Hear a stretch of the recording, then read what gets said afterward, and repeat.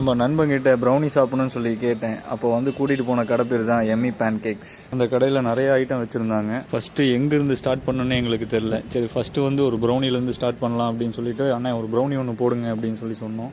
அவரே வந்து ப்ரௌனி ஒன்று போட்டு கொடுத்தாரு. சாப்பிட்டோம்.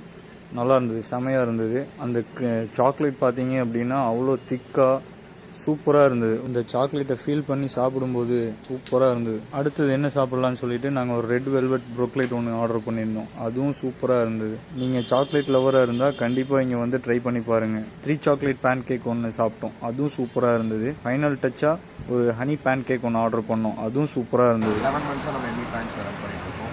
நம்மளோட ஷாப் லொக்கேஷன் எங்கேன்னு பார்த்தீங்கன்னா ஜவுபை ஸ்கூல் தாண்டி, ரயில்வே ஸ்டேஷன்லேருந்து ஜவுபை ஸ்கூல் தாண்டி ஒரு 200 மீட்டர் உள்ளே வந்தீங்கன்னா லெஃப்ட் சைடில் இருக்கும்.